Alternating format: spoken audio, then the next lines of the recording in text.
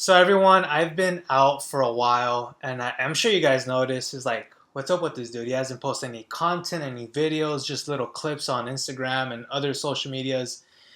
But I wanted to share with you guys. I've been going through some personal stuff in my own life. Recently, I got a new job, but also just other serious family matters in regards to health. And I felt like that was something that required me to take a break from my own mental health. And hopefully, you guys can understand that. And it's one of those challenges in life where you kind of have to step back and say, well, as much as I love this project, which I do a lot, I had to kind of just be like, you know what? Maybe this is a time where I gotta like step away from everything and just recollect myself in a new situation and a new phase of my life.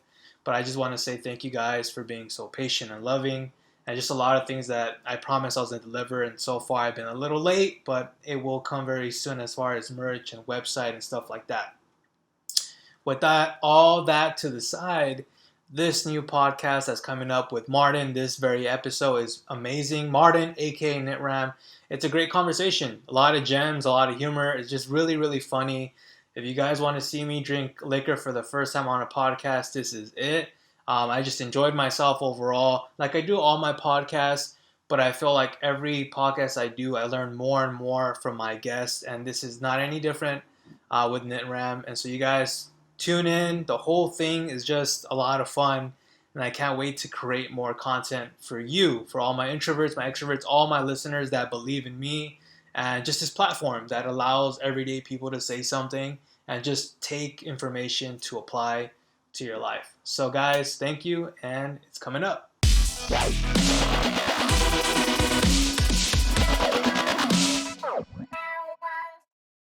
So welcome back, everybody, to the Introvert World Podcast. We have a special guest, which is Martin, aka Nitram. He's gonna talk about a few things, even just him and his own podcast, which is Now or Never. And I wanted to ask you, Nitram, what got you started in music? Damn, music. To be honest, I've been around music all my life. My mom sings it every Saturday. And then my uncle was a DJ. Rapping wise, I don't know. Want to say just listening to music, something just made me think like, damn, I want to do this. And Right. I kind of just played with the idea, and it wasn't until probably around 10th grade in high school that I kind of like, there was this dude that was rapping that was an asshole.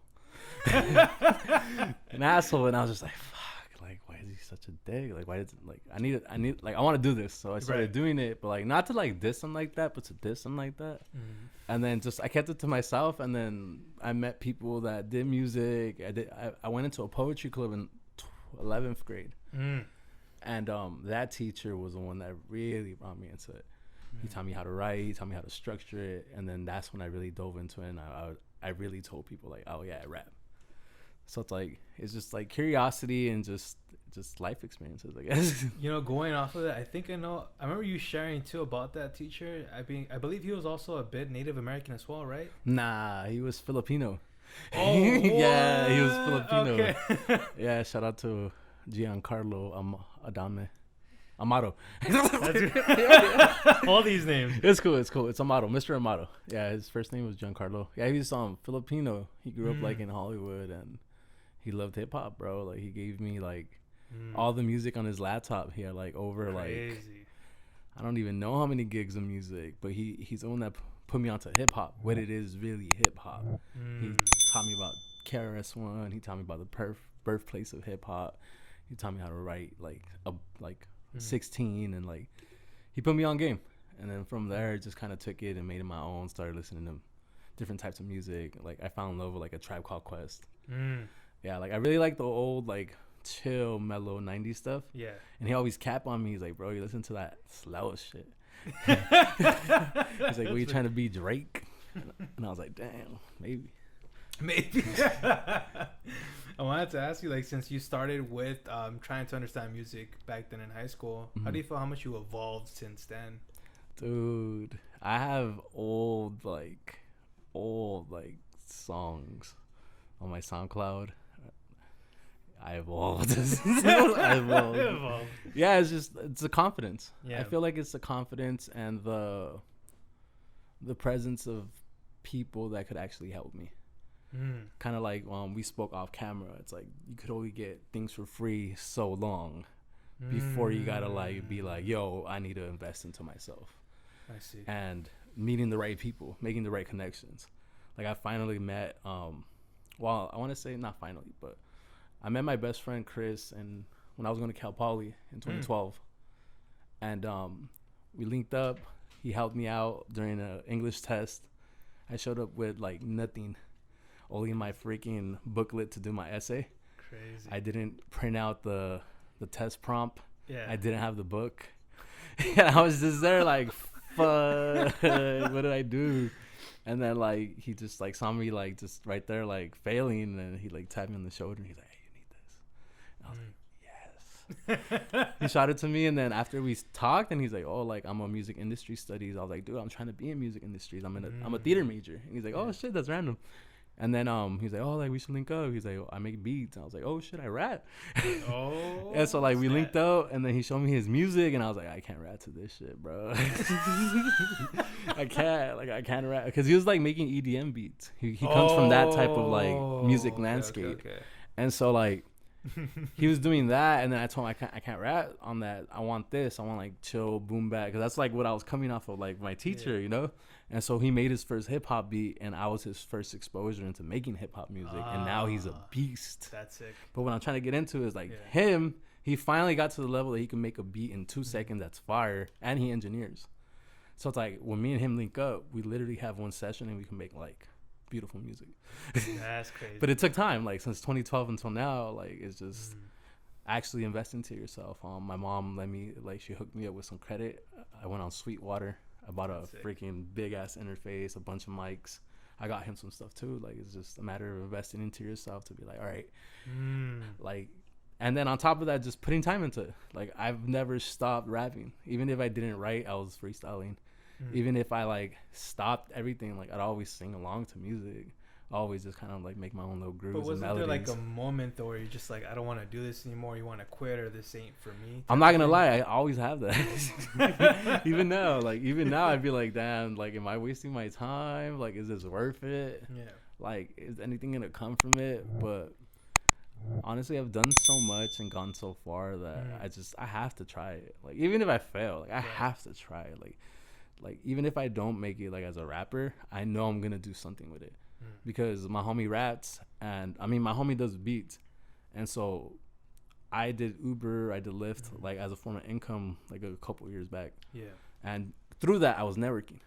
Like I would see people, I would like, I don't want to say this, but I would like, what's that word? It's like you base someone off their like image. Oh, profiling? Yeah, I was profiling. I was profiling people. Like this guy would come through, and I was like, "Oh, he looks like a rapper." Like, let me play some beats, and I'll put some beats on, and then like do it 9 times out of 10. They're like, "Oh shit, like, you're a producer? I'm not a rap. Oh shit, you rap? All right, what's up?" And then like, I met this one dude that's actually working with a couple people in the industry now, and we found him before anything. So it's like if I don't do it in music, I feel like the next step would be managing. That would be my goal. Like, because at the end of the day, I would want to have my own label. I don't want to like push my own people. I wouldn't want to give people a platform, which is part of the reason I started the podcast. I just having that conversation, giving people the platform to introduce themselves. Oh, this is what I am. A lot of people don't do this type of format. They're scared, or they don't know anyone doing it. And so it's like to give them that is just, I want to kind of do it like No Jumper, like Adam 22, give them that little like, yo, this is me, and then just kind of delve into it in a different type of way of just like, oh, so who are you? Like, nah, like I'm trying to ask you these questions. Let me pick your brain. Like, let me see how you feel. And then like, it's real easy to talk to people once like they're comfortable. So it's just chop it up. And why do you feel like you're more suited for being like, say, if music is something that doesn't plan on as much to be a manager? Why did you assume that you will be good for that position? Because I like connecting the dots. I like thinking out of the box. I like messing around with things, like, oh, like what if I put this together and this together? What if I put this person in the same room with this person? Or like I hear like, let's just say you like, oh, yo, I need like someone on my podcast. I'll be like, yo, I got the homie Gunther, I got my homie Chris, I got my homie Kaite, I got the homie, all these homies like ready to go. Like it's just, I like being that person to give people opportunities. I want to open doors, because a lot like this whole time since I first started doing stuff, it's just been an uphill battle. And if I could just kind of give someone the helping hand that's really doing some good stuff, I wouldn't mind doing that. I wouldn't mind skipping their steps where they could do something. Because if they make it, I make it. We all make it, you know. And I love that too, because there's not a lot of that support as much in the Latino community, because we're so diverse. I get it, and there's differences, but if we came together, man, we'll be killing it. And kind of going to my question here too is like, there's not a whole lot of Latinos, I guess, mainstream, you can say, in Besides hip-hop. OGZ. That's it. Yeah, that's it. That's Besides it. OGZ. And why do you think it's so hard for a lot? And low key, go people don't know this. Kid Cudi. Wait, what? Kid Cudi's half Mexican. I didn't know that. Yeah, his dad's name is Ramon. His middle name is Ramon. That's crazy, bro. Yeah, but yeah, I agree. There's not that much representation of the brown people in hip hop. There is a lot of people that rap that are Mexican. They're not popular. I think besides OGZ, Cap G, he was the last person. Yeah. But it's like they don't sound Latino. OGZ saying the N word, like. Like, I wouldn't do that. I learned very early on from my teacher in high school. He was like, yo, Martin, like, hate to break it to you, but you're not black. Can't say that. And I was like, oh, you got me there. You got me there. He was like, all right, like, instead of saying the N word, I'll say, like, foo.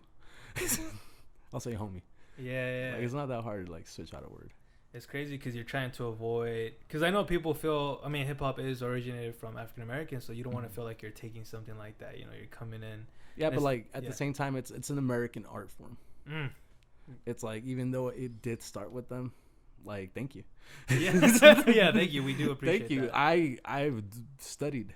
I'd like seen the elements. Like, what people don't know is it's besides rap, it's graffiti, it's breakdancing. It's what else? It's the DJs, and then it's the MCs, and then on the like off brand you have the producers. Yeah, so it's like it's 5 elements that make one thing. 4 elements originally. Like, that's what people don't know. People don't know what hip hop is. Like, all these people that are like popular now, they don't listen to all the old stuff. They come from what they came from. Like, they listen to like maybe like in the West Side, West Coast. Like, we listen to what, like anything like Snoop Dogg, Dr. Dre, like.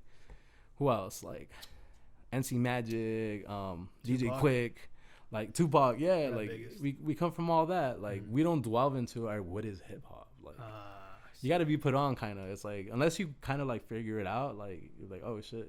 And it's like, I kind of had that connection with some people. I was like, oh shoot, you listen to this, you listen to that, because I listen to everything. Right. But I love everything else from the past that made me, like, that guided the way. Without them, we wouldn't be doing this. And it's crazy to think too, like you're mentioning, is like representation, but in the same way you're being put on. Even for you today, how do you feel like you're able to put on other people? Do you feel like you do that as well? I try. It's not so much I don't have that platform yet, but I try to connect the dots with what I have. So I have my homie, like, I'll say I meet this rapper, I'll send him some beats. I'll, like, if someone asks me like, yo, I want to rap, I'll tell you how I learned how to rap. I can't help you. I'll help you if you're good. Because if that's the case, then they'll pick it up quicker, right? Yeah, and it's like, how bad do you want it? Like, some people might want to do something, but they don't follow through with it. I'm tired of like fake promises, like of like stuff that's gonna be said. Like, okay, like, yeah, we have a misrepresentation sometimes, but you're not.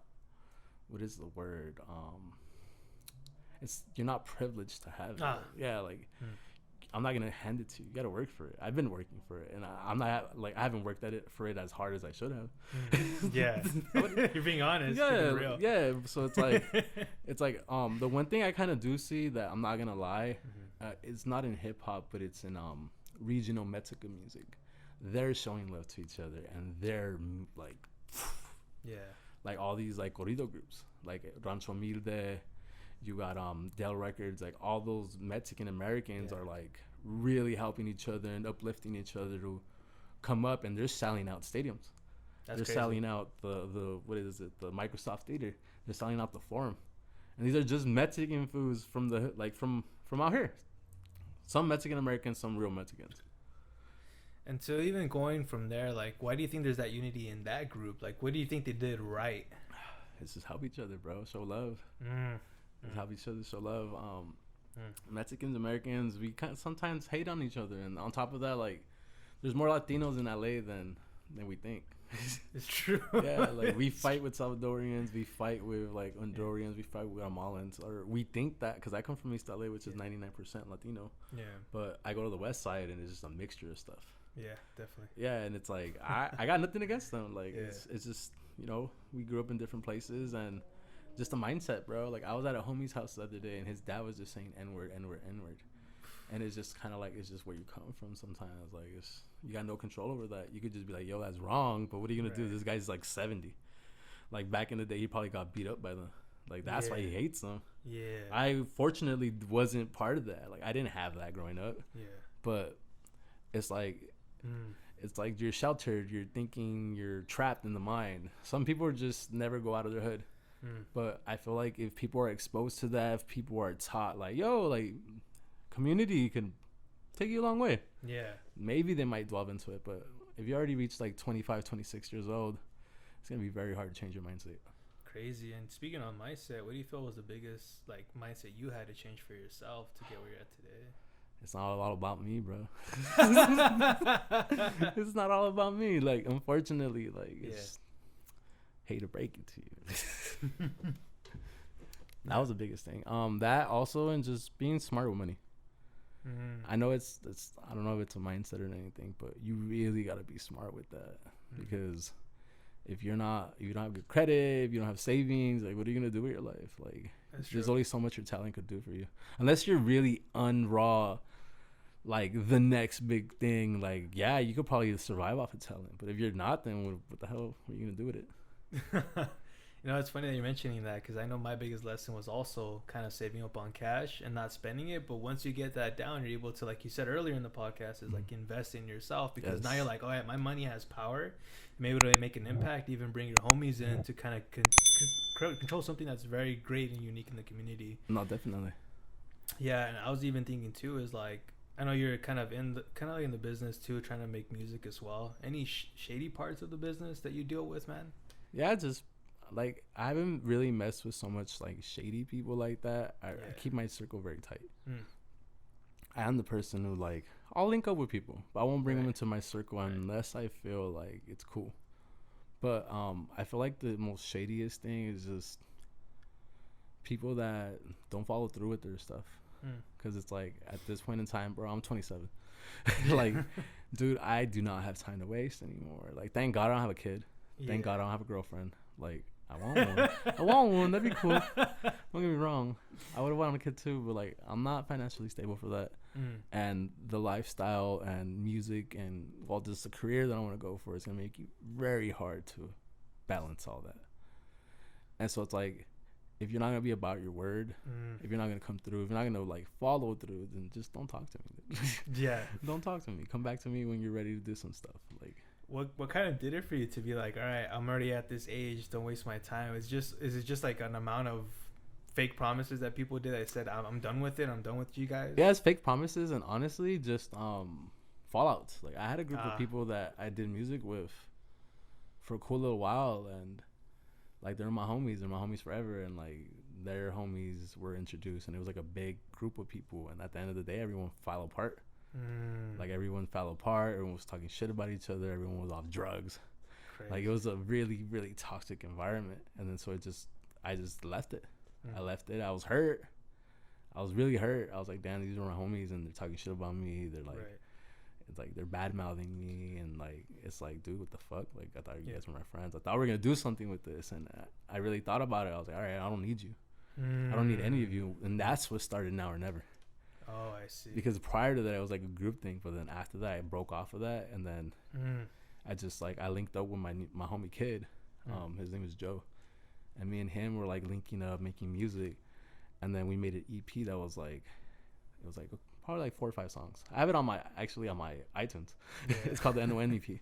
But he was just like, all right, we made a mixtape. What do you want to name it? And I was like, damn, like, all right, let me think. And then like, so like, he gave me like a week, and then we linked up again. And then I was like, dude, honestly, I was thinking about it.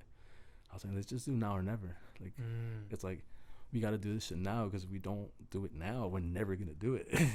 And we don't got time anymore, bro. We need to do this now. Like, he's older than me by a year. So he's 28, I'm 27. He has 2 kids. I was like, we don't got time to waste, bro. We got to do this shit now. And then that's what started it. That's what like led the wave, and that's what led us to now, which is the next step, the next plateau. Like hopefully what pays off, you know.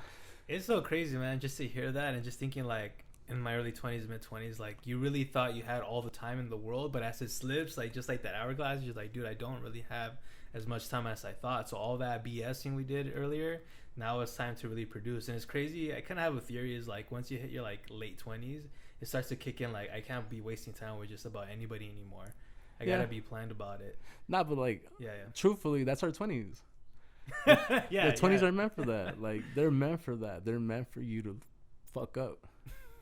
You have to fuck up. You have to learn. Like if your life was perfect, then you wouldn't be going through anything. You wouldn't be learning anything. Facts. Like if you had everything going good for you, like let's just say example. Right. People that went to college. They did everything right. They passed high school. They went to college. They got their degree. They got their job. But they got no life experience. They got no life experience. Some of them do. Yeah. Some of them do. But like 9 times out of 10, these white people from the Midwest, like Latino kids that were sheltered in the, our terms of it, I guess. They got no life experience. They kick you with some fools from the hood. They're scared as fuck. Like, they go to a warehouse and they're fucking freaking out for their lives. They're, this person didn't talk to me right. And this and that. And it's just like sometimes your degree doesn't give you the job exactly that you need, and you're like, fuck it, I need to make money. Crazy. So it's like there's no life experience, but sometimes the people that didn't go to high school, didn't go to like college and stuff, had to hustle. They had to learn early on, this is what it takes to succeed in life. Crazy. And unless I do that, you're not gonna get anywhere. Nah, I really love a lot what you share, bro, because me going into school, like into college, it's kind of funny, but what I'm doing now, just a disclaimer out there, I did accounting, but it's something that I wasn't passionate about. There's another thing, but like you're saying is like there's people that I knew as well that didn't have that experience, and they're not even doing what they're supposed to do from even a college standpoint. Like that's a reality. But I love too is like even people that are not of that background, they're hustling and they're learning a lot more than others because they haven't given up. It's more of the intangibles, like the willpower within to really be pushing forward. But that's the thing though, like sometimes you need to meet someone that actually did the college thing to link up with, because you have that hustle mind state, but they got that paper to be like, yo, it's all about making connections, bro. At the end of the day, like I went to college for a theater major with a emphasis in community theater. I wanted to be a teacher. I wanted to start a community. I wanted to give kids that opportunity to act like in the hood. Like that didn't have it. Like I had it luckily for like maybe elementary school. I didn't have it in middle school, but I got it in high school. And because of that, I passed high school. Thank God. Crazy. Shout out Miss McKnight. I love you. Like she fucked with me. She saw that I was with it. She saw that I really wanted it and I really wanted to do something with it. I met her in Garfield. And then from that, I went to Estevan Torres, which was a new high school that's right in front of my house. And she had her own academy on there. And it was the Performing Arts Academy. And so she always had me in mind. Anything she had me do, I did it. Like, I just followed rules. Like, I went to freaking UCLA intensive because of her. It's like, I went through all that. And even I went into college, like, knowing what I wanted to do and knowing something that was, like striving.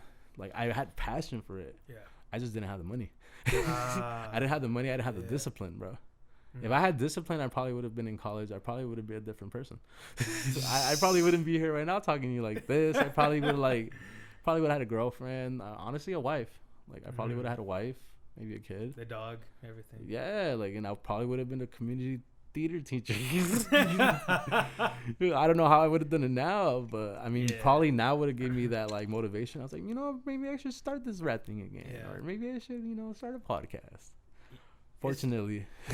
It's interesting though, like even you mentioning the teacher in the community, it's like sometimes I wish that, like you mentioned earlier, it's like money was a thing that kind of prevented you from doing that, and I wish that wasn't a factor where you can get your education. And a lot of people, because they'll go after something and if it doesn't work out, you're like, I gotta go back to school and pay another amount of money. But it's like, it shouldn't be that way. Like anyone who's passionate about something, they should just go for it instead of having to pay so much money and take out so many big loans. That's the thing, bro. We gotta hustle for we could give those people those opportunities. That's just capitalist America, bro. That's where we live in, bro. This is the land of the free, but not free enough. Yeah, if school's not free. School's not free, bro. I wish it was. I love school.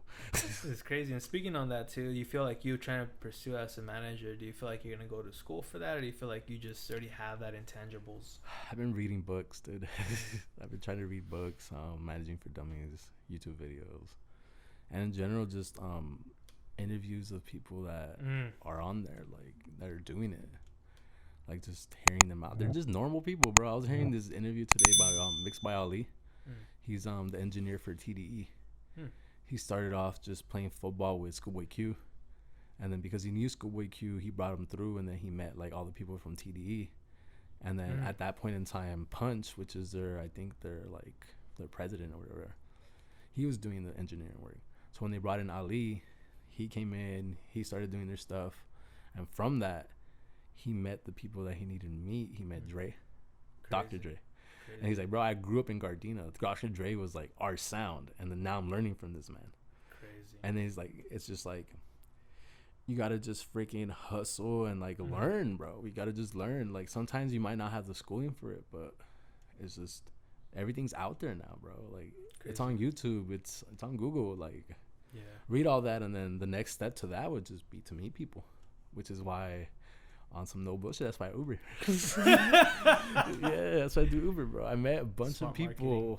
Yeah, it's like that's the easiest way to network right now. You're not gonna be able to go to a bar. You're not gonna be able to like, maybe you could find an email, but it's 1 in a million for someone to read that and be like, I want to help this guy. Like all the people that I met, like was on Uber, like just topping it up. Like sometimes it's not even a rapper food, just like a white boy that I pick up. Turns out he works for freaking Warner Music. That happened to me once. I picked up a guy in Burbank, and then he's like, "Oh yeah, like I'm the head of engineering at Warner Music for this division, which is in particular, I think it was like rock or something." Yeah. And so like he's like, "Oh yeah, I just finished editing blah blah blah, and last week I worked with Lil Baby, and then this week I got OGZ." It's just like shit like that. It's just and he's just talking to like whatever. And I'm just like. I need you on my podcast, bro. What's up? I do a podcast, man. What's up? Like, I got some artists. Like, what's good? I like the hustle you're doing, just even doing that, because it makes me think too, and just to like even, it's unfortunate, but a lot of people just don't have that drive, or at least the curiosity to be like, man, I need to expand my horizon and try different things. Yeah, dude. Because I feel like they just stop themselves short or sell themselves short, and they never reach their ceiling at all. Yeah, dude, because we're not taught that. We're taught to just work hard and provide for your family, which is good, but sometimes you gotta go out of your horizon to provide way more than you could fucking ever believe for them. Crazy. I want to buy my mom a house. Like a good house, like a really good house, like everything she wants in it. If she don't want to move out the hood, fuck it, we'll do one in the hood. We'll move it to City Terrace, in the hills, like nice ass view. Man, and just even hearing that too is, you're right, is something that wasn't taught, and that's an opportunity for people to kind of like learn it now. And it's kind of like crazy, like you're saying, bro. Now there's like YouTube, all these things, and now like even the new generation, that's kind of like their form of education. Even though I feel like, I guess I don't know where I land. I don't know if I'm a millennial on that end, but I slowly started to pick up more on online, Google searching, like you're saying. But now it's full-fledged look another alternative medias versus just kind of going to the old route of schooling. Yeah. Like college or whatever, because I feel like that's kind of low-key outdated. And then on top of that, podcasting. I learned from podcasts, bro. It's fun. It's a lot of fun. Yeah, I listen to Joe Rogan podcast. I listen to there was this podcast called Dictators. Oh. And it just talked about a dictator and what they did, where they come from, how they did it, like what they did during their thing, like. It talks about Hitler. It talks about Lenin. It talks about the dude that did Japan. It's like everyone, bro. Like it's just there's a podcast for everything. There's a podcast for everything, and that's why I like this platform, because sometimes, people got like 2 hours in traffic, and it's like they like your podcast. That's 2 episodes. That's true. Or if you do a 30-minute podcast, that's 4 episodes. That's insane, bro. And just even thinking about like the era we are in now, like so much information, like you said, there's like so much to learn, so little time, and that's a complicated thing. And I was even thinking too, bro, like kind of on that end, what's like your future goals for yourself? Damn, my goals, for sure. I want to do something with this music stuff. I want to do a mixtape. I've been working on a different sound. I've been fucking with like auto-tune. And then on top of that, I wanna make videos. But I don't want to make a basic ass video, bro. I want a beautiful video. I want a movie. I want like a short film. Like I want something beautiful, bro. Like I don't want just like bitches in the video, like money in a nice car. Like I want that, but that's not all I want. Like that's not all I want. Like I want a fucking short film that could be like bought by George Lucas to make a movie. Like I want to do that type of stuff. I feel like that's my next level. And then I want to drop this next mixtape, and then in terms of managing, I want to get my my producer homie on. The next step was to be, honestly, I feel like we got to go to New York. This dude makes like drill beats, and that's like the mecca of drill, bro. Like, and then on top of that, like all the people that we do link up, that we hit up and send beats to, most of them are from New York. So if we go to New York, bro, we could work in New York. Like, and because of music, we have the opportunity to work to New York. I could go to New York right now with a homie and be like, yo, show me what New York really is. And he'll show me what New York really is. Like, all through music. And then on top of that, I wanna start a brand. It's called 217. My rap name is Nitram 217. And I want 217 to be the brand for that. To be the kind of like the merch. But I wanna like take the approach of kind of like Supreme, like a bootleg brand, kind of make like a 217 like Modelo can, and like just, you know, flip it, and then just kind of take like the culture of what I know and what I have and make something cool, like just brand it. And then on top of that, we want to also start the NON brand, start making clothes, and then in general have podcasting, have music, like have it be like a platform for people to come in and work and fuck with us and give people opportunities. And then I want to start doing the podcast again, bro. Those are my goals. I want to do the podcast again. I want to have that platform, and I have people that I want to talk to that could take it to the next level. But I kind of want to like get my foot in. I need to like just practice. That way, when people do come, I just effortlessly just. And then once I actually have the work, right, I can tell people, yo, like the people that really have that following, that really have that magnet in there, yo, boom, and just blow up. That's crazy, bro. And I like that too. Like you already kind of have a game plan, but you're gonna get there. You're preparing for it basically when the moment does come. Yeah, it's been written down already for like 2 years. Crazy. Yeah, I have a journal. It's like, okay, so there's this guy called Charlie Rocket, and he talks about this thing called the quantum journal. He's like, everything I write in my journal is gonna become real. And because of quantum physics, like just by me writing it down, I already thought that idea into reality. And now it's just a matter of working hard to achieve it and make it real. But he always goes back to like, I have my quantum journal, and he has like these examples, like I want to do this, I want to do that, and he did it.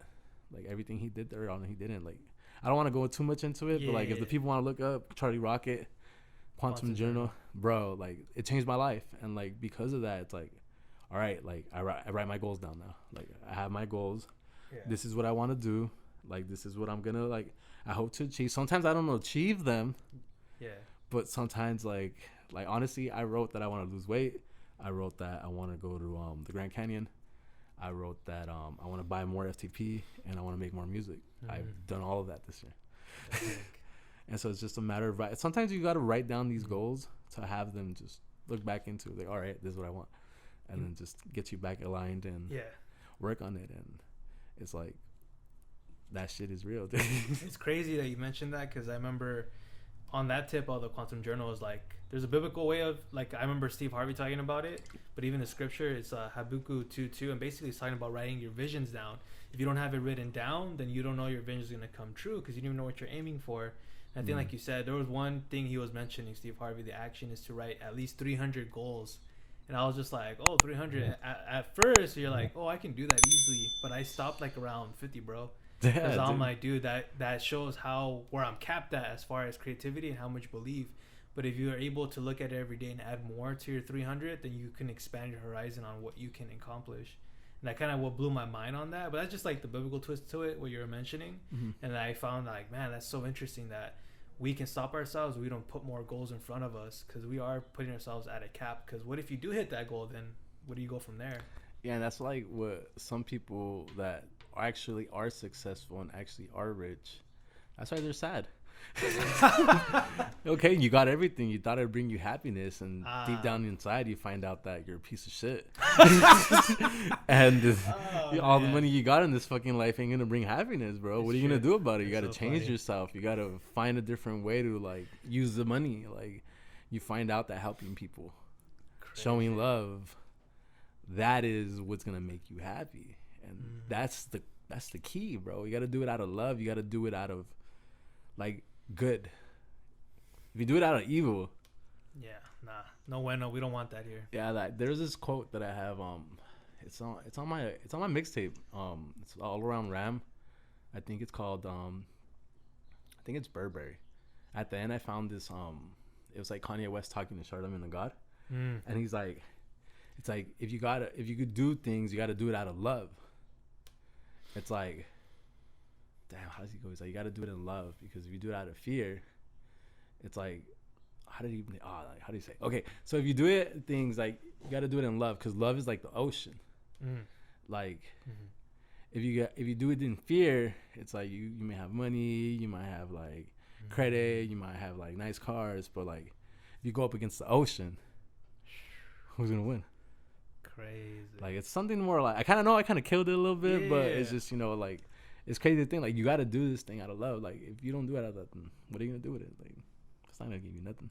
That's crazy, that concept. And even just for our introvert listeners that are probably curious too about the rap career and putting themselves out there, because you did that yourself, what is some tips you'll give to them to kind of come out of their shell or try something different to kind of chase after their dreams or their goals, whether it be in rap or something else? For an introverted person, I would recommend just online. Use social media, use the internet to your biggest advantage, because that is your biggest advantage. You don't got to talk to them in person. It's true. And then once it comes down to doing it, it's just practice. Just go out there, go to a bar, go to go to a social setting. Like, sometimes people are just scared to just go out. It's like, do that and try to talk to someone, even if it's just a cashier person. Be friendlier than normal. They're human. Yeah, everyone's human. Like, everyone forgets everyone's human. Like, everyone has feelings, everyone has emotions, everyone wants to be heard. Like, just talk to them. Like, I feel like I'm not an introvert to that extent. Right. I feel like I'm very easy to talk to. I could talk to anyone. But growing up, I flipped it. I started being more introverted because I seen that is a successful way of living. You save your money. You stay at home. You stay out of people's way. Stick to your own, do your own thing, and hustle. And honestly, 2 years of hard hustle could give you like 5 years of a beautiful life. Like, just don't be scared. Just do what you want to do. Like, because if you don't do it, like, okay, go back to now and never. You don't do it now. You're never gonna do it, and you're gonna fucking be like, you're gonna regret it. Just do it. Like, do it while you're young. That's what everyone tells me. All my old homies, all my old heads, all like the señoras I work with, the señores, they're like, just do it now. Like, enjoy it while you're young, because you're gonna come to my age and your back's gonna start hurting. Crazy. Your kid's gonna go to college. Like, it's different. The time is just like, you have it, but it's just not gonna be like, the priorities are different. So right now, prioritize yourself and keep going, bro. No, that was solid advice, man. Thank you for even sharing that for all the listeners. That was a gem right there from Nitram. And also, as we're wrapping up the podcast, anything you want to shout out or promote for yourself, Nitram? Yeah, man. Just Instagram, Nitram217, Nitram 217. We're on iTunes, we're on Spotify, same thing, Nitram217. I got a Twitter, but I don't know. I think it's _ Nitram217. But everything, I have like a link on my bio on Instagram that's a link to everything. So all that. Shout out to the homie Chris. Shout out to the homie Kaite. Shout out to the homie Gunther. Shout out to my mom. Can't forget her. I love you. And yeah, man, fucking shout out to the world, bro. We're coming out. We're coming out there, bro. And all that information that he shared about what he's promoting, I'm going to put that in the description for you guys and also on the social media so you could catch Nitram and what's coming out now or never, his podcast, and also his music coming up as well. And that'll be wrapping up for the podcast today. Take care, guys. Peace.